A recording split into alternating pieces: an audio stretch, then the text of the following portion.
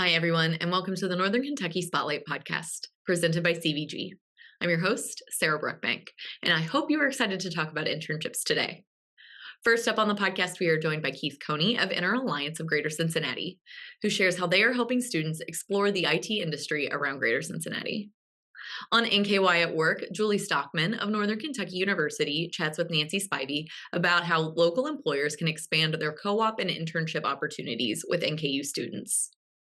February is Black History Month, and the Northern Kentucky Chamber of Commerce continues our work towards creating a more welcoming and inclusive region for diverse talent. This month at Eggs and Issues, we are highlighting developing a workplace culture of equity and inclusion. Join us on Tuesday, February 20th, as we welcome Christopher Johnson, Vice President of DEI at St. Elizabeth Healthcare, as our panel moderator. Our local panelists will discuss how the local business community can enact policies, practices, and procedures to make the Northern Kentucky workforce more welcoming and inclusive for all. You can register for that event now at nkychamber.com/eggs or nkychamber.com/events.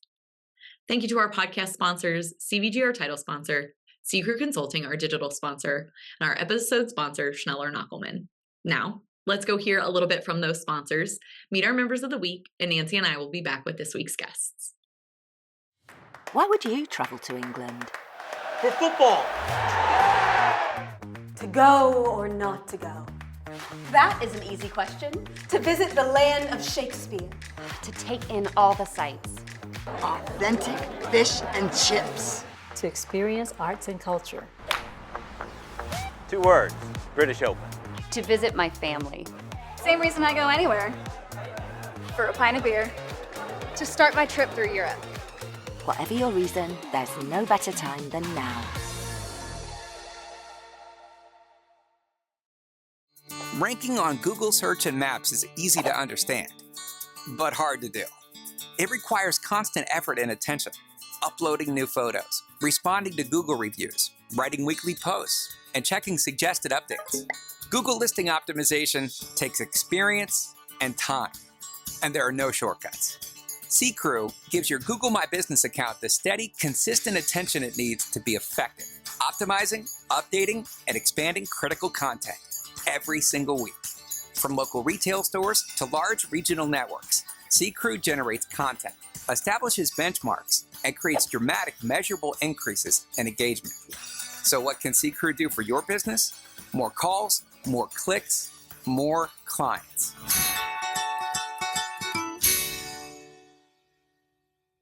Congratulations to our members of the week. You can learn more about these businesses by following the Northern Kentucky Chamber on social media, where we will highlight one of these businesses each day. Now, let's meet our members of the week. Bailiff stands for innovative technology, quality and cross-industry experience, and industrial automation. CBT Company is one of the region's largest providers of industrial automation, mechanical and electrical products, and strategic services for smart manufacturing. Beverly International nutrition products have been trusted by natural athletes, bodybuilders, and health-conscious people for more than 50 years. Kentucky Refugee Ministries is dedicated to providing resettlement services to refugees through faith and agency-based co-sponsorship in order to promote self-sufficiency and successful integration in our community. Mercantile is committed to reinvigorating the practice of law. They help the injured get every penny they need to move forward after an accident. Hi, everyone. Today on the podcast, I am joined by Keith Coney, who's the Executive Director of INTERalliance. Keith, thank you so much for joining us. Thanks for having me. Yes. Appreciate it. Well, it's great to have you on. We talked a bit briefly about INTERalliance before we started filming, but tell us about your organization and what you guys do. Absolutely. So thank you for having us on here. Always happy to kind of share our story and everything we've got going on. So the INTERalliance was formed about 17 years ago by a lot of the CIOs in Greater Cincinnati. And they came together and they said, we just don't have enough talent. Mm-hmm. And we can continue to find talent in the same ways we always have by pulling on resources we've got, universities, recruiting, all those things, or we can deep dive into our region, into the high school level. And so they formed the INTERalliance. So the top 30 employers across Greater Cincinnati on both sides of the river came together and they formed a nonprofit. Mm-hmm. And they filled the board of that nonprofit and they said, let's focus on students in high school and let's do things a little bit differently. And so what we consist of is basically 4 pillars of what we do. We work with schools and students. We have chapters or clubs in about 40 different schools across Northern Kentucky and Greater Cincinnati. And the second thing to know about us is that we are an entirely student-run organization. So I'm the only full-time employee, and we believe in student leadership and breeding that. And so the INTERalliance Leadership Council is made up of 30 students who have all applied and interviewed for those positions. And my C-suite is made up of high school students. So that's awesome. My CFO, my CMO, CO are all high school kids. They're phenomenal. It's the best leadership experience they get. And so they do all the work. They do all the finance, marketing, operations, IT data, all that stuff. And their big capstone of the year is Tech Olympics, which hopefully we'll talk a little bit more about. But it's the largest student-run IT conference in the country, and they run all pieces and parts of that. And it happens in 2 weeks from this weekend, so the February 17th and 18th. We're excited about that. And the other thing that happens there, that's the last piece of what we do, is we are the largest facilitator of paid high school internships in IT in probably the Midwest. So it's a pretty cool experience, and that Tech Olympics is like our launching point. So that's basically what we do to try and inspire kids and grow and diversify the IT talent pipeline around here. Incredible work, starting from that very ground level and kind of cutting out a lot of middlemen, especially in the IT sector. There are so many ways to get into that industry. You have boot camps for people that maybe had non-traditional, people that go to college, people that just, high school kids that, so many people, I think my age and younger, just like grow up with a computer in front of them. But the internship part, I think, is really interesting. You said you guys have like over 100 paid internships over the summer. Talk about that and those opportunities, because I think so many people are looking for that young talent and starting that like workforce development from a very early stage. Sure. And so we've done those for about 10 or 12 years, and we had 125 last year, and that was probably a 50% increase over the year before that, just because there's so much interest out there. And our goal is to be able to have 50% increase again this year. And really where those come from is, again, people needing to find that talent. And we've really found that in order to expand that, we've got to reach out to, yes, the big corporations, that's true, but small to medium-sized businesses need a lot of that talent. And so do every company. Every organization is a tech company or a tech organization. And so we found like school districts and municipalities and small businesses really need a lot of that tech talent too. And if we can make it easy for them to think about taking on an intern, their summer internships, we do a lot of training, professional development with the students. So if we can have them take those on and get a student's foot in the door and build a relationship and trust between an employer and a high school student, because like you said, they have those skills. They grew up with an iPad in their hands and a computer on their lap all the time. And so if we can build that trust and confidence there, the skills are there. We just have to build some of those like professional skills, experience, confidence, and the kids will take off. Yeah. That is incredible. So obviously pretty early on in the conversation, but for people who right now are already sold on like, how do I get involved?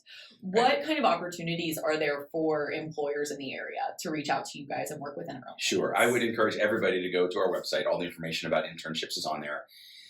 Really, we are just in our ramp-up phase for getting ready for summer internships this coming year. So our goal is to have all of our jobs posted by February 17th and 18th, but that doesn't mean like that's a hard and fast deadline. So if there are people who are interested in this, you hear about this, and you're like, I would love to be able to take an opportunity there, just contact us. Contact me. I'm sure all my information will be shared out. And then we get a job posting or work with a company to get a job posting. What's it look like? What's the student doing over the summer? We talk about pay, rate of pay, and those kind of things. And then we post out to our community. We have hundreds of students, and they get these applications. They get the job postings, go on our common application, choose the ones that they're interested in, and then we help facilitate all of the interviewing process. The companies actually interview, they select the students, and we manage that. And the secret sauce for INTERalliance is we are the employer of record. So there's plenty of companies who don't want to take on or can't take on, for legal reasons, hiring 17-year-olds or 18-year-olds in the summer for a couple of months. So there are employees, and then we work with the companies on the back end to be able to say, we will take care of all of that. We'll do the onboarding, the training, the payroll, all of that. You provide a great experience for them, and we'll have a good partnership to be able to kind of grow that out. So that's really how it operates. Please contact me with any questions or anything else. Would love to be able to keep growing our number of employers out there. Yeah, it makes it seem like a very simple process. I'm sure it's a little bit more complicated, but obviously having you guys be the beholder of the employee is a lot easier. I mean, people are busy, right? Like they would love to be able to grow their talent. They'd love to be able to give back to the community, but people get busy. And if we can take that burden off of companies' hands, that's great. That's what we should be doing. That's the purpose that we serve as a nonprofit in the region. Yeah. You guys are so unique in this workforce space too, creating these internships. Tell us a little bit about how you guys are feeling, or I guess like working with these companies and what you guys are kind of seeing on that ground level. Yeah, what I've seen, I have been blown away. I'm a career educator, so I came at this from a different perspective, maybe than workforce development, but I've always been around high school students, and I've always believed that if you challenge high school students with a lot of expectation and you support them really, really well, then they can achieve almost anything. Mm-hmm. And so I see that, and what I see is I see these high school interns really just kind of blowing away some of our employers. They see these students, what they're capable of, the professionalism they have, the skills they have, and they say, I would much rather build a relationship with an 18-year-old student who I get to know really well, and maybe they go off to college and they come back over the summers, and I get to kind of almost mold them into and coach them and mentor them to be the kind of professionals I want them to be. And that's an awesome thing. That's awesome for the students and great for the company. So I think that's what we're seeing is we're seeing people kind of employers' eyes opened up to say, this is not just, it's not charity work. It's not a good thing to do for some students. It's really a driver of how I fill my workforce in the future. Mm-hmm. And it's probably the long play, and it's not going to pay dividends in year one, but you're going to be able to get some really quality employees who are going to bring other students with them. And that's what it kind of becomes, this like groundswell effect, right? So over and over, the students really become, prized property for them. They really want to be able to invest in those students. Yeah, so. And like you said, building that talent pipeline starting very early, right? Because 5 or 6 years once they're out of, if they go to a standard college or, even straight, people go straight into the workforce outside of high school. Absolutely. Starting from that age and giving them the guidance that they need to succeed is great. And we're seeing so many different people, so many different organizations, especially in Northern Kentucky. When Nancy Spivey, when she hosts that NKY at Work segment of this podcast, they talk about that a lot and that talent pipeline. So it's great to hear you guys are doing all of this great work really early on. And you mentioned Tech Olympics. So let's talk about that. That's coming up here in a very few short weeks. So tell us about it and what you guys are looking forward to. Yeah. So as I said, it's the largest student-run IT conference in the country. It happens is hosted this year at Procter & Gamble's global headquarters downtown Cincinnati. It's about 300 students and 100 volunteers and presenters and sponsors and mentors and job coaches and all those kind of folks all come in together for a weekend. And it's 9 to 5 on Saturday, 9 to 3 on Sunday. We have keynotes and breakout sessions and a typical conference. We also have like mock interviews and a session called IT and You, where there's a roundtable discussion with an industry partner and 5 or 6 students. And they're just asking questions. What do you do every day? What's it look like? How'd you get to where you are? What should I be majoring in college? Like all of that kind of stuff, which is great. And it's a really great experience for those kids to come together and just spend time really kind of like being inspired by what technology is and then what careers exist within that. As I said, our Leadership Council of Students have been organizing this for about 6 months now. We are meeting on a nonstop basis. They are down to detail work of where sponsor booths go and what the block schedule looks like. And if we followed up with everybody, and the event is great. The process to get there is really outstanding too. It's really the community comes together with all these volunteers. So we're always looking for people to kind of jump in. That volunteer list goes all the way up till the date of the event. So we're excited to have people there. And it really is sort of our capstone event. We're inviting visitors in this year. So there are people like, I can't volunteer, but I'd love to be able to stop by for an hour and just see what this is all about. Happy to do that also. So we just want to be able to use this as a keystone for everybody to be able to see what's going on. Yeah, that's great. And you said, so your background is in education, correct? Yeah, right. I, as someone who's kind of young in the workforce and not as young as I used to be, it's so interesting to see the opportunities that are available to high school students that really weren't there even when I was in high school. As you are working in this space and it feels so new and fresh, what is something that has surprised you the most as your career has gone on and what you're seeing for the future of these students? I think it's sort of the blurring of the end of high school and the beginning of career, right? Like for so long when I was in school, when I was teaching, whatever, there was this, you run up and you get to high school graduation and the goal is either to jump into career or to go to college. And whether you got through college or whether it was meaningful or whether you switched majors 17 times, you didn't know.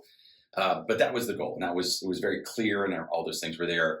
And I think over the last 10 years, we've seen this sort of blur, and especially in like 11th, 12th grade, where there's opportunities to take college classes. There's opportunities for internships. There's work-based learning within the school day. There are businesses and employers who are saying, how can I help expose students to my career field while the students are still in high school so that they are interested and know what that is? And there's this weird thing where the more that relationship builds, the more the employers get to know these students or are impressed by these students. And I say to people sometimes, it feels like those 5-star basketball or football recruits where you get these professionals who come in and see these students and like, oh my gosh, I need to know who that is, and I need to connect with them. And it almost flips the whole like leverage point for the students, because no longer are they like, I hope somebody will give me a job or I hope somebody accepts me in college. They're building a resume, and these students all have employers coming seeking them out. And they have multiple options, and they're having professional conversations, and they really are being treated as adults while they're there and really kind of owning their own futures a lot more than I remember that happening in the past. It's empowering for kids. That's what it ends up being. And it breaks down some barriers too for adults who say like kids can't do, or, kids these days. And then they get to meet them and spend some time with them. Like, wow, kids these days, right? They're really impressive. I totally agree with that. I think all the time, like the opportunities that I see, like my younger family members get. And I have 2 cousins who are in the Ignite Institute. They're doing internships. And I'm like, what the heck? This is crazy. It's incredible. It's so interesting to see. And then back to INTERalliance, obviously. What does the future kind of hold for you as you guys are kind of helping build and break down that barrier between that end of high school to career? Sure. I think the thing that we've realized is that what we have is a pretty unique model that's pretty successful. And as we talk to people, as I talk to people across the state of Kentucky and the state of Ohio and Indiana, I think there's an interest in that because everybody believes in it. They believe in workforce development. They believe in providing opportunities for students and work-based learning. And they know that what it should kind of look like, but the how is really important. How do you do this? How do you make it happen? And we've got a good model there. So I think expansion is what that looks like. It's more opportunities for more students. You mentioned Nancy Spivey. I have a meeting with her this afternoon. Oh, like, nice. What does that look like? How do we grow that? I know there's some great partners in Frankfurt who are saying like, what would it look like to be able to have this INTERalliance model expanded across the state? There are some great virtual computer science opportunities for students. And if we can marry that opportunity with this and find the employers here in Northern Kentucky across the state, there's some really great expansion opportunities, because you shouldn't just be exposed to this because of where you live or where you grew up. You should be able to get these opportunities wherever. So I think that's really what we're interested in.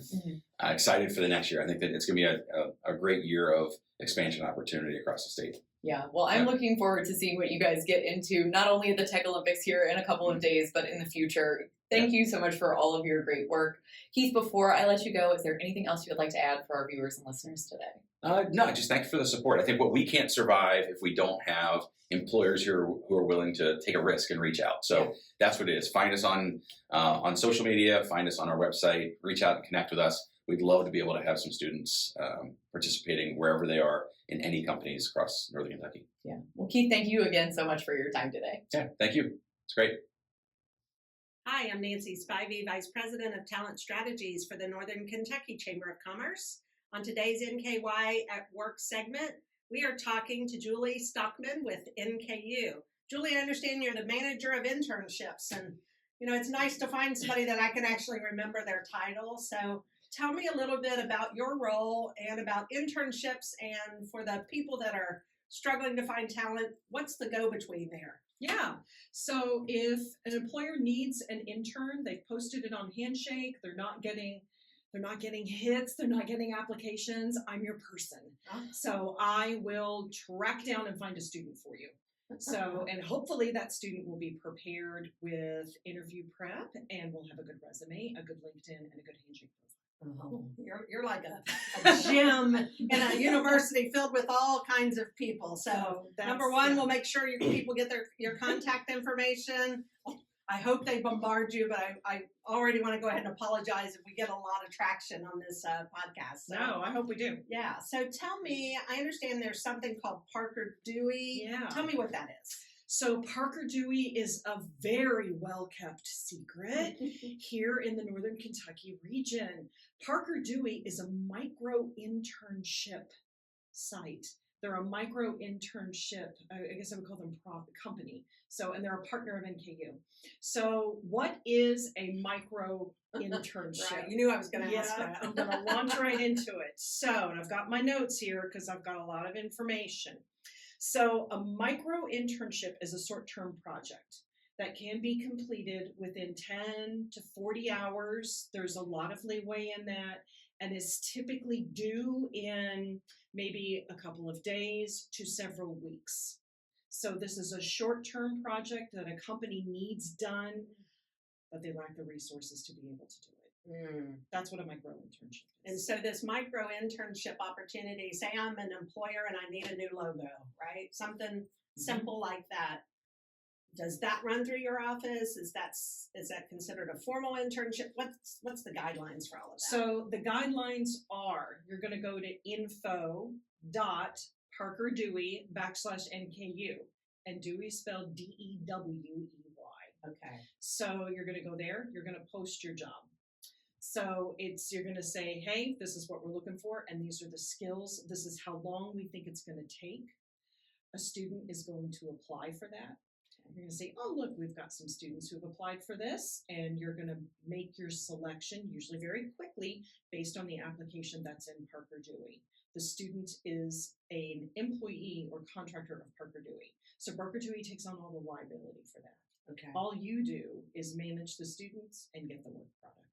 So does an employer pay Parker Dewey to Yes. do that? Okay. So typically it's around $200 to $600 Okay. Oh, wow. per project. Yeah, it's very quick, very easy. Yeah, and you don't have to have an employee or a temp come in. It's somebody that's not at all. Extra hands on deck. And you know, if you say, hey, we really like this student, let's give them another project.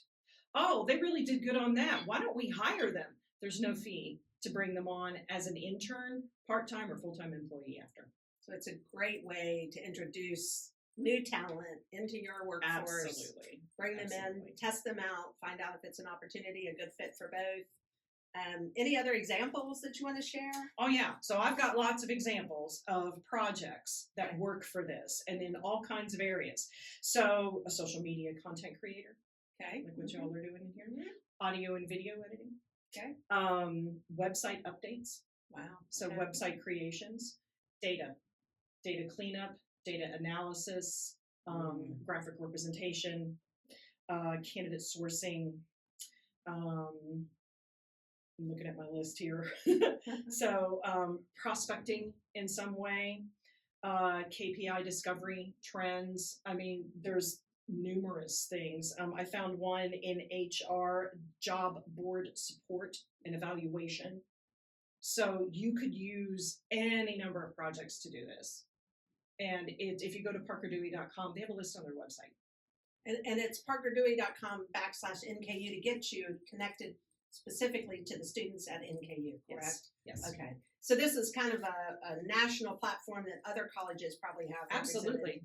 Similar to Handshake. Yeah. Right? I looked this up before I came. UC is using Parker Dewey, Xavier, and Miami, as well as NKU. Okay. So our entire region is partnering with Parker Dewey. See, just something new that we're learning along the way. Obviously, this is really good for remote, but you know what? You can also bring them on site. So if you need somebody that you want that, let's say you need some desktop support for a little bit to cover somebody who's on vacation, this is a perfect way to do that. Oh, wow. Yeah. That's great. Yeah. So you can have on-site, remote, and hybrid. That's wonderful.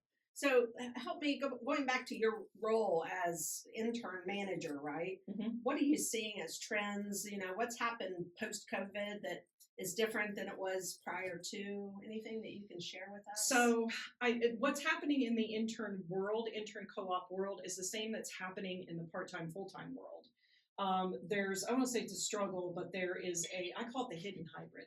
I'm seeing an awful lot of roles that will start as on-site, and then once that trust is established between employee and employer, then there becomes let's give some flexibility here. Let's give some, it's, for example, Friday we had a mountain of snow. So in our region. So rather than canceling work or people saying, gee, I can't get into work, they can work from home. Yeah. That's a perfect example of that. It gives flexibility. Students really, really like that, because if you hire a student in the summer, they may be here in the region, they may go back to Lexington or Louisville, or they may go back home to Mason or even Middletown. So that gives them the flexibility to not have to drive in every day. It saves them a little bit of money, and you can still hire your student. So that flexibility has really, really caused internships to kind of explode a little bit. I see a lot more openings than I did before COVID. And are you seeing a trend in more students wanting or needing internships to graduate? Yes. And how's the pipeline? Are you getting enough requests from employers? Are there more interns looking than there are openings? What's the opportunity? I think right now at NKU, and this is why I was moved into my role, we have a lot of openings. We have a lot of students who want them, and they're not connecting. They're not connecting. Right. So it can be difficult. It's like, how do I find the interns? Well, you go to Handshake, but interns have to be on Handshake looking, and the employers have to have their Handshake position and Parker Dewey positions filled out correctly, so students have an understanding of what they're actually looking for. So that is typically the struggle there, is putting the two together, making the matches, right? Getting the match. So any advice that you would give if I'm in HR at a company, and either I'm struggling to fill some openings or I'm thinking about creating a new opportunity, what's the best way to focus on using an intern versus an employee? So an employee is going to have more experience, and they're probably going to have a higher skill level. So you want to make sure that the job you have open is going to match the skill level of a student. Now, we have senior students who are very, very skilled in various areas. So that's number one, is make sure you have a job that matches the skill level of a student. Number two, you need someone who is going to be able to keep an eye on that student. This may be the student's first professional position, that definitely not the first work job, but the first professional position they've had. So they may need a little bit more hand-holding in terms of what is the decorum for a meeting, what's the, do I keep my camera on if I'm on a Zoom meeting, for example. They may not know some of those little things that you would normally expect a full-time employee to have. So they're going to need a little bit more coaching. So you want to make sure that you've got someone there who can coach and manage the student and kind of help them manage themselves.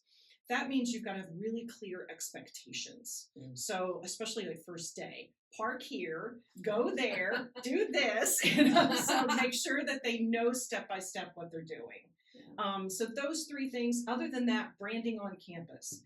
Go back to that Handshake profile. Make sure that profile has graphics in it. Make sure it has your mission statement. Tell students what they're going to be learning with the jobs. Don't just put IT intern.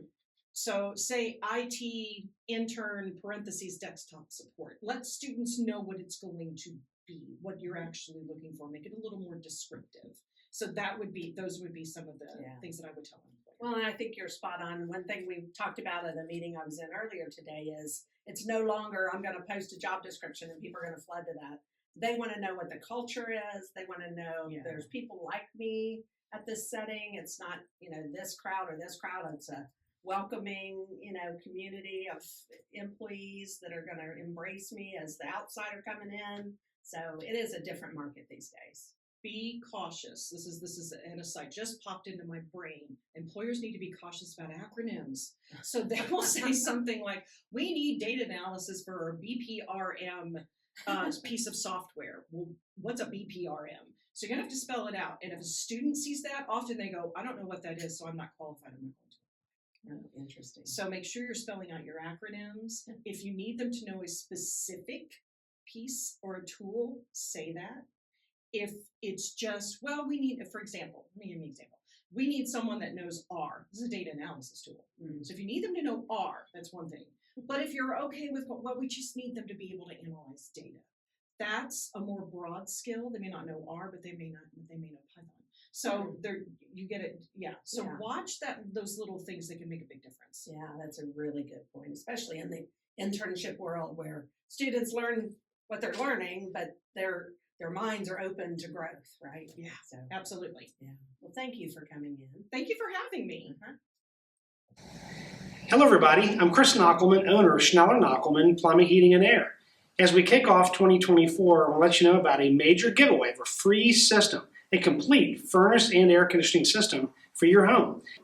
All you have to do is go online at skpha/2024 giveaway, and you can register, no purchase necessary, to win this complete system for your family.